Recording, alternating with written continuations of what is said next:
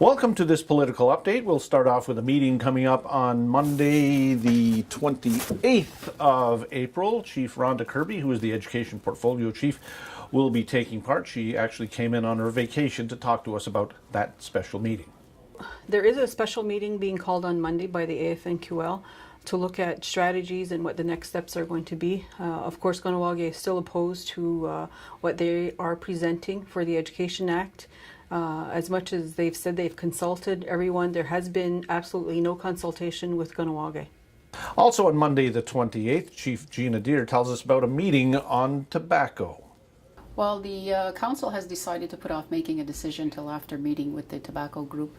I think it is a very sensitive issue, and when we look at the categorization, which there are two, and the tobacco manufacturers are hoping for a type 1, really it fits in both categories, so it's going to be a decision upon council after consulting with the tobacco working group, a meeting that will be held on the 28th. So what happens after that? Well, council will then determine whether it'll be a categorization 1 or 2, and if council can't make that determination, we were informed that the Court of Kahnawake will do that for us. On Wednesday, April 16th, there was a meeting scheduled, a CDMP meeting on membership. That didn't happen. We get the story from Chief Kasanahua Sky Deer.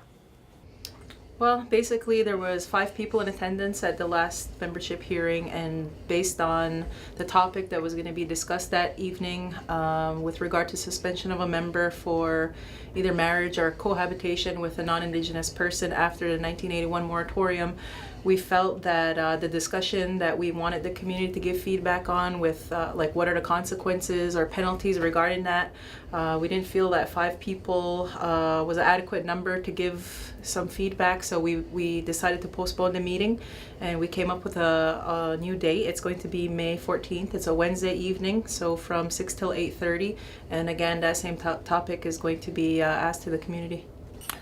In other news on the community decision-making process, there will be another meeting coming up on the election law on Wednesday the 30th. Wednesday the 30th, that's this coming Wednesday. The question will be this time around on whether there should be qualifications for people running for office. Should be an interesting meeting. It gets underway at 6 p.m.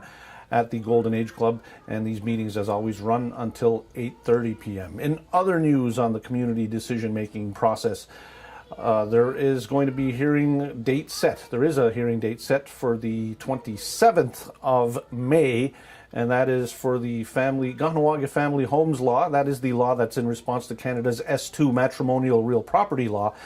And in the meantime, for those who are interested, and we hope that many of you take the opportunity to do so, the draft of the law is available at KahnawakeMakingDecisions.com. Take a look at it. It is now under 30-day review, and at the conclusion of that, that's when the meeting will be held on the 27th of May. And finally, the National Aboriginal Hockey Championships are happening here in Kahnawake, and we spoke to Alwyn Morris, who is one of the organizers, one of the main organizers, as a matter of fact, talking about that big event coming up next week.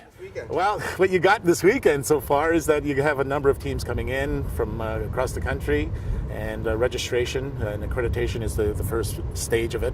The games start in earnest on Tuesday morning in Brossard and here, and the opening ceremony is on Tuesday evening, which will be a little different than we did last year. I think one of the things that some of the teams asked for was they wanted to do a parade of athletes. So we're going to do a parade of athletes into the arena here prior to the game between Ontario and EDN. Well, the planning process that we've had over the last couple of months now in terms of trying to be able to be prepared for the onslaught of all these hockey teams coming from right across the country is we've had a good group of people who have had experience putting on this event, so that process was really good. Yeah, there's a fee, but it's a daily fee. You basically pay once for the day, and you can use either here in Kahnawake or in Brossard and vice versa, so you've got that mobility to do it. It'd be great to have the community come out and see the events and the teams play. We made it affordable, and it's at $10 a family, so it works. It worked for us last year, and we're going to keep the same thing this year. Those National Aboriginal Hockey Championships launch again on Tuesday, the 29th. There will be an opening ceremony, as you are aware, and the Kahnawake ladies will be leading off, having their game right after those ceremonies. We hope lots of you turn up.